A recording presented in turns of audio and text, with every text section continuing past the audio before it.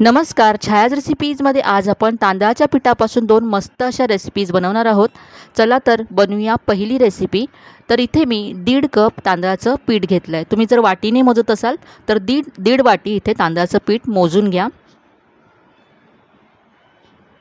यानंतर यामध्ये अर्धा कप रवा घालायचा आहे। जाड रवाच इथे घ्यायचा आहे, यामुळे रेसिपीला टेक्स्चर छान येईल। बारीक रवा इथे घेऊ नका। यानंतर यामध्ये 1 कप दही घालायचं आहे। थोडंसं आंबट दही इथे घ्यायचं आहे। आता इथे मी 1 कप पाणी घेतलं आहे। थोडं पाणी घालत आपल्याला हे मिक्स करत जायचं आहे।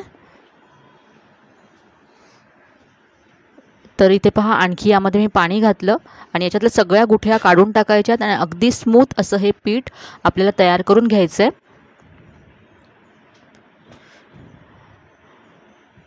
तर इथे पाहू शकता, थोडं पाणी घालत मी हे पीठ असं तयार करून घेतलं आहे।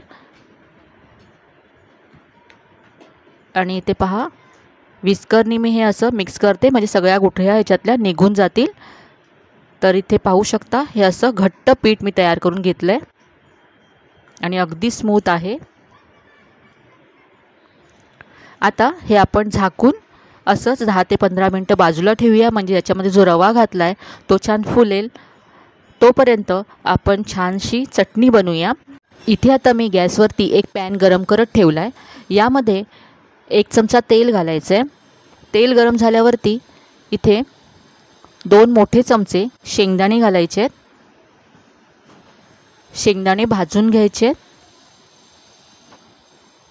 यामध्ये आता मी 1 मोठा चमचा भाजलेली चण्याची डाळ घालते। जेवढे शेंगदाणे घेतलेत त्याच्या अर्ध्या प्रमाणामध्ये इथे डाळ घ्यायची आहे। थोडंसं हे परतून घेतलं। यानंतर यामध्ये 2 हिरव्या मिरच्या घातल्या, थोडीशी चिंच घातली। यानंतर इथे मी कोथिंबीरीचे देठ यामध्ये घालते, याची चव खूप छान लागते या चटणीमध्ये। हे सगळं आता परतून घेतल्यानंतर यामध्ये मी थोडंसं आलं घातलं आहे। आता हे सगळं छान परतून घ्यायचं आहे। आता इथे गॅसची फ्लेम मी बंद केली आणि हे सगळं साहित्य मिक्सरच्या भांड्यामध्ये काढून घेतलं। यामध्ये चवीप्रमाणे मीठ घातलं आणि थोडंसं पाणी घालून ही चटणी आता मी वाटून घेते। चटणी इथे वाटून घेतली, बाउलमध्ये काढून घेऊया आणि चटणीवर घालण्यासाठी आता आपण फोडणी तयार करूया। तर फोडणीसाठी इथे तडका पॅन मी गरम करत ठेवला आहे। यामध्ये 1 चमचा तेल घातलं, पाव चमचा मोहरी घातली, अर्धा चमचा उडदाची डाळ घातली। यानंतर थोडासा कढीपत्ता घालायचा आहे आणि आता गॅसची फ्लेम बंद करून यामध्ये हिंग घालायचं आहे।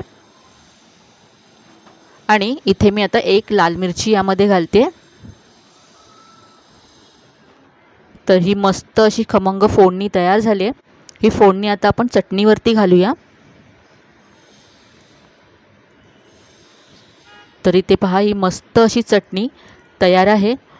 आता आपण पुढची कृती करू। तर हे पीठ जे आपण झाकून ठेवलं होतं ते आपण पाहूया। तर हे आधीपेक्षा थोडंसं घट्ट झालं आहे आणि आता अगदी परफेक्ट आहे। यामध्ये आणखी पाणी घालायची गरज नाही आहे। तर असं हे घट्ट पीठ आपल्याला हवं आहे। आता यामध्ये चवीप्रमाणे मीठ घालायचं आहे। मीठ मिक्स करून घेऊया। आज यापासून आपण इन्स्टंट इडल्या बनवणार आहोत। तर यासाठी आधी आपण इडलीचं भांडं ग्रीस करून घेऊया। याबरोबरच मी गॅसवरती कढईमध्ये पाणीसुद्धा गरम करत ठेवलं आहे। दोन्ही भांडी मी इथे ग्रीस करून घेतली। आता जे आपण पीठ तयार करून ठेवलं आहे त्यामध्ये 1 चमचा इनो फ्रूट सॉल्ट घालायचं आहे। तुमच्याकडे जर इनो फ्रूट सॉल्ट नसेल तर तुम्ही अर्धा चमचा इथे बेकिंग सोडा घालू शकता। आणि तुम्हाला जर इनो बेकिंग सोडा दोन्हीही घालायचं नसेल तर तुम्ही हे रात्रभर फर्मेंट करून सकाळी त्यापासून इडल्या बनवू शकता। तर इथे आता इनो मी छान मिक्स करून घेतलं। पीठ हे छान असं फुललं आहे। आता आपण हे इडलीच्या भांड्यामध्ये घालूया। तर अगदी वरपर्यंत भरायचं नाही आहे, कारण ह्या इडल्या छान फुलतात आणि ह्या इडल्या अगदी पांढऱ्या शुभ्र होतात, कारण आपण या तांदळाच्या पिठापासून बनवतोय। तर इथे इडलीची दोन्ही भांडी मी भरून घेतलेत। आता आपण हे कढईमध्ये पाणी जे गरम झालं आहे त्यामध्ये ठेवूया। तर इडली नेहमी जेव्हा वाफवायला आपण ठेवू तेव्हा आधी पाणी गरम असायला हवं। आता याच्यावरती झाकण ठेवायचं आहे. 10 ते 12 मिनटं ही इडली वाफवून घ्यायची आहे. गॅसची फ्लेम मीडियम ठेवायची आहे. तर इथे आता पहा साधारण 12 मिनटं झालेत. आपण पाहूया. तर पहा मस्त इडली फुगले, आकाराने दुप्पट झाले आणि अगदी पांढरी शुभ्र आहे. तर गॅस बंद करून आता ही थंड करून घेऊया. इडली इथे आता थंड झाली आहे, काढून घेऊया. तर या रेसिपीने अगदी झटपट इडली तयार होते. जर तुम्ही डाळ तांदूळ भिजत घातलेली नसेल आणि तुम्हाला इडली बनवायची असेल इन्स्टंट, तर तुम्ही अशी तांदळाच्या पिठापासून इडली बनवू शकता. अगदी मस्त हलकी फुलकी आणि जाळीदार होते आणि पांढरी शुभ्र होते. इथे पहा मी तुम्हाला एक इडली तोडून दाखवते. आतपर्यंत अगदी जाळीदार आणि स्पॉन्जी झाली आहे. अगदी मऊ लुसलुशीत आहे.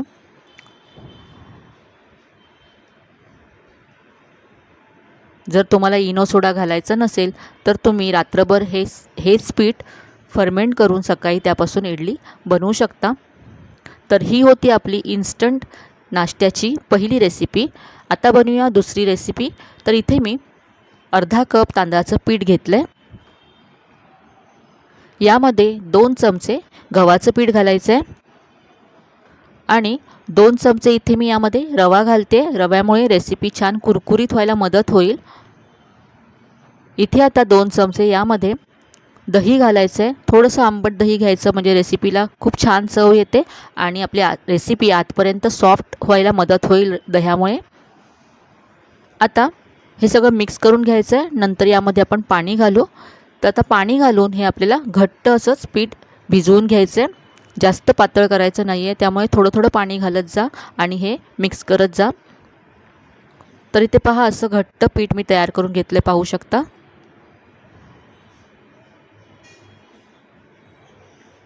असंच घट्ट पीठ आपल्याला रेसिपीसाठी हवं आहे.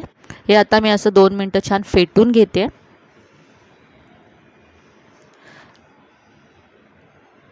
हे मी असंच 5 मिनटं झाकून ठेवलं होतं. 5 मिनटानंतर हे आधीपेक्षा घट्ट झालं आणि अगदी परफेक्ट आहे आपल्या रेसिपीसाठी.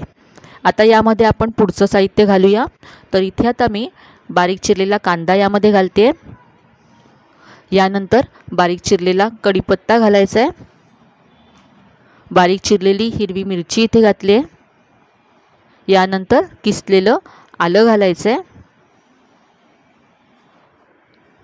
चवीप्रमाणे इथे मीठ घालते आणि अर्धा चमचा इथे जिरं घातलं. यानंतर यामध्ये भरपूर कोथिंबीर घालायची आहे आणि हे सगळं छान एकजीव करून घ्यायचं आहे. हे सगळं असं मिक्स करून घेतलं. आता यामध्ये पाव चमचा बेकिंग सोडा घालायचा आहे. इथे बेकिंग सोडा ऑप्शनल आहे. जर तुम्हाला बेकिंग सोडा न घालता ही रेसिपी बनवायची असेल तर तुम्ही हे पीठ असं भिजवल्यानंतर 2 तास असंच बाजूला ठेवून द्या आणि मग ही रेसिपी बनवा. आज यापासून आपण बोंडं बनवणार आहोत. तर बेकिंग सोड्यामुळे ते छान हलकी फुलकी आणि जाळीदार होतात. जर तुम्ही बेकिंग सोडा घालत नसाल तर हे 2 तास फर्मेंट करून मग बनवा. त्यामुळे ही रेसिपी छान जाळीदार व्हायला मदत होईल. आता इथे मी तेल छान गरम करून घेतलं. आता गॅसची फ्लेम मीडियम करायची आणि गोल आकाराची ही बोंडं तेलामध्ये सोडायची आहेत. आता मीडियम फ्लेमवरतीच आपल्याला ही भाजून घ्यायची, फ्राय करून घ्यायची आहेत म्हणजे आतपर्यंत ती छान फ्राय होतील. इथे आता बोंडं छान गोल्डन ब्राऊन रंगावरती फ्राय झाल्यात. तर आपण काढून घेऊया. पाहू शकता अगदी मस्त गोल असे बोंडं तयार झालेत. अगदी हलके फुलके होतात हे. तर इथे आपण चटणीबरोबर हे सर्व करूया.